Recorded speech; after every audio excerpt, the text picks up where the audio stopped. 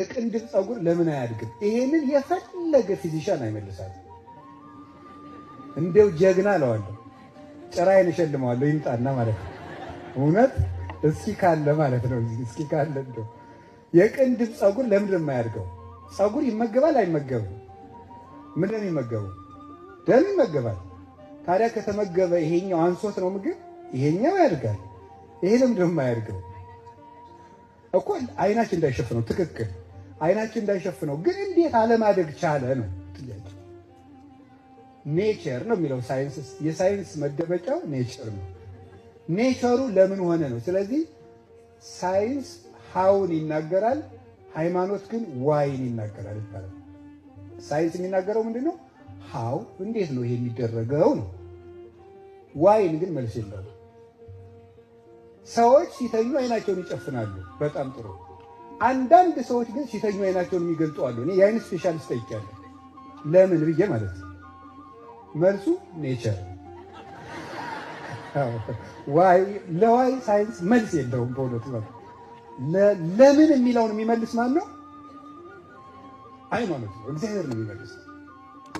እና ለምንድን ነው ይሄ የማያድገው? ይሄ ከግንባራችን የሚመጣውን ጨው ለመቆጣጠር፣ ላበታችን ጨው ስላለው ያ አይናችን ተንቆርቁሮ እንዳያጠፋ በዚህ የመጣውን ላብ እንዲገድብ የተፈጠረ ነው ቅንድብ። ሴቶች ቅንድባችሁን እንዲያትሉታላችሁ አሉ። ሰው ነው የነገረኝ፣ ሰው ነው የነገረኝ። ስለዚህ ብትተው አይሻልም? እውነቴን ነው ማለት ነው። እግዚአብሔር እንደዚህ ብሎ እንደዚህ አድርጎ አስቦ ቢፈጥራችሁ እናንተ ቅንድብ አያሳየኝ እንደው ምን ሆናችሁ ነው? እንደው ማምላክን ከልቤ ነው። እንደው ይሄ ነውር ነው። እውነቴን ነው። ተው። እግዚአብሔር የሰጣችሁን ነገር እየቀነሳችሁ እናንተን ደግሞ እግዚአብሔር ይቀንሳችኋል። ጥሩ አይደለም። እውነቴን ነው። አክብራችሁ የሰጣችሁን ተፈጥሮ የማያድግበት ምክንያት አይናችን እንዲየወረደ እንዳያጠፋው ነው። ቅዱስ ዮሐንስ አፈወርቅ ነው የተረጎመውን ያደለው የቤተክርስቲያን ሊቅ ነው። እንዴት እግዚአብሔር እንዴት አድርጎ እንዳዋቀረን አስደንቆ ነው የሚናገረው። እስኪ አንድ ትእዛዝ ላንሳችሁ። እስኪ ሁላችሁ አይናችሁ ነው እዩት እንጂ እንዴ! አያችሁት? እሺ፣ አንድ ጥያቄ። አይን ምን ያስተምረናል? ለምሳሌ በአይን በሉ ሌላውን እናያለን፣ አይንን ግን አናየውም። በእግዚአብሔር በሉ ሁሉን እናውቃለን፣ እግዚአብሔርን ግን ጨርሰን ማወቅ አንችልም። ስለዚህ አይን የማን ምሳሌ ሆኖ የተፈጠረ ይመስላችኋል? የእግዚአብሔር ምሳሌ ነው ማለት ነው። የእግዚአብሔር ምሳሌ አድርጎ ነው እግዚአብሔር የፈጠረ። እንዲሁ ህዋሳቶቻችን እንዴት ተስማምተው እንደሚኖሩ ቅዱስ ጳውሎስ እንዲህ ይላል፣ አይን ለምሳሌ ብትኮራ ይላል መኖር ትችላለች ወይ? አይን ለምሳሌ እያንዳንድህ እኮ ብትላውን ህዋሳትን ነው። ጅብ ሲመጣ እኮ በቀደም ሮጠህ ያመለጥከው እኔ አይቼልህም። አሁን እነግር አለን ትላላችሁ እንጂ እኔ ባየሁት ጅብ ነው የሮጣችሁት። የበላችሁት እንዳያልቃችሁ እኮ እኔ ነኝ ያየሁላችሁ ብትል፣ እስኪ ብቻሽን ወጥተሽ ተቀመጭና አንዱ አፍርጦ ሲጥልሽ ተመልከች ነው አይደለም? የምር እኮ ነው። ቅዱስ ጳውሎስ እኮ ነው የሚለው፣ መጽሐፍ ቅዱስ እኮ ነው። ማምላክን አይደለም። እስቲ አይን ብቻዋን ትቀመጥ፣ አፍርጦ ይጥላታል። ደግሞስ ሁሉም አይን ቢሆን ኑሮ በምን ልንሰማ ኑሯል? እግራችን ሁሉ አይን ቢሆን ኑሮ እንዴት እንደምንውል አስባችኋል? እንኳን ጫማ በቃ ልብሳችን ሁሉ እየወጋው ስናለቅስ ቀኑን ሙሉ መዋላችን ነው። እግዚአብሔር ግን እንዴት እንደፈጠረ ልብ በሉ። አይንን በቦታው እንደው ቅዱስ ጳውሎስ ሁሉ በስርዓት ተጋጥሟል ይላል። አይንን እግር ላይ ቢገጥመው ኑሮ ብላችሁ እስኪ ያስቡ። አያችሁ እግዚአብሔር እንዴት አድርጎ እንዳጋጠመ። እና ማንም አያገባኝም፣ አንዱ ከታመመ ሌላው ይታመማል ይላል ቅዱስ ጳውሎስ ቁጥር 22 ላይ ሲደርስ። ለምሳሌ እኔ ጣቴን ድሮ ጥፍር መጥመጥ ይባላል በገጠር ሳይንቲፊክ ምን አላውቀውም፣ ይቅር በሉ። ጥፍር መጥመጥ ነው የማውቀው። ምንድነው የሚባለው? ጥፍር የሚያወልቅ በሽታ ነው የሚጨቀ። አሁን እሷ ብትታመም ጭንቅላት ወይም አይምሮ አይን አያገባኝም። የታመመው ጥፍር ነው። እዚያው እንደ ፍጥርጥራችሁ ለምን ያገር ሰው ቢል ለምሳሌ የእግር ጣት ነው የታመመች፣ እኔ ምን አገባኝ ቢል በጣም ጥፍር ይታመማል። ጥፍር ሲታመም ሜሴጅ ትራንስሚተርስ አሉ፣ ሴሎች አሉ፣ ወደ ጭንቅላት መልእክት የሚያደርሱ ማለት ነው። መልእክት ያመጣሉ። ከዛ ነርቭ ሰላም አስከባሪ ነው፣ ጣልቃ ይገባል። የዚያን ጊዜ ሰውየው ይንቀጠቀጣል፣ ሰውነቱ ይሞቃል፣ ጭንቅላቱ ይታመማል፣ እንቅልፍ አጥቶ ያድራል። እግር ጥፍር አንዷ ጥፍር በመታመሟ ራስ እንቅልፍ አጥቶ ያድራል።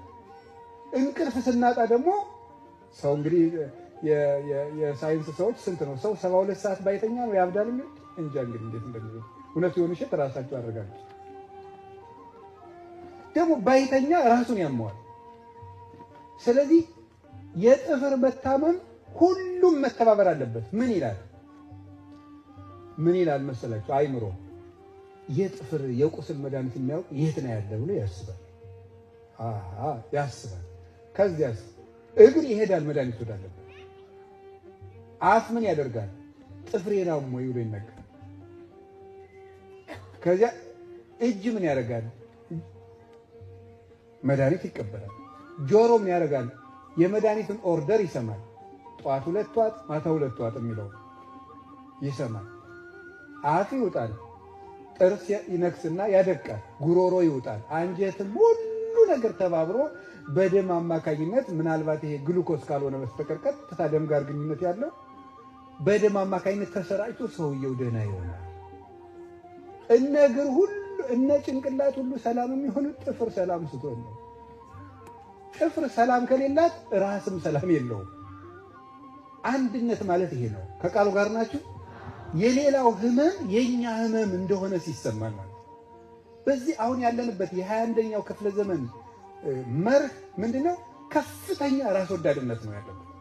ከፍተኛ ነው። የምትፈልገውን ነገር አድርግ። የምትፈልገውን ነገር ማንም ለፍላጎት እንቅፋት አይሆንብህ።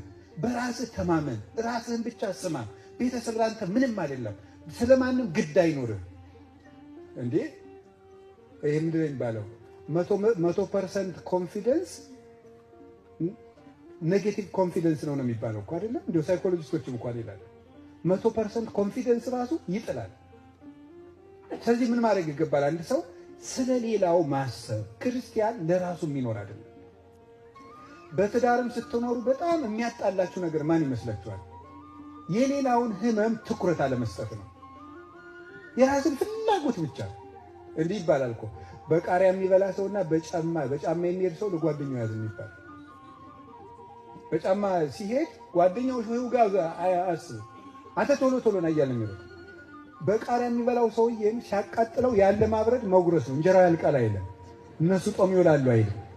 ለማብረድ ብሎ መጠቅለል ነው ማለት ነው።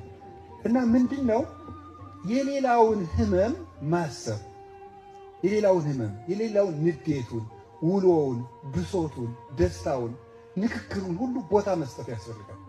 የራስን ጩኸት ብቻ እንደ ገደል ማሚቶ መስማት አንድነትን ያዛባል።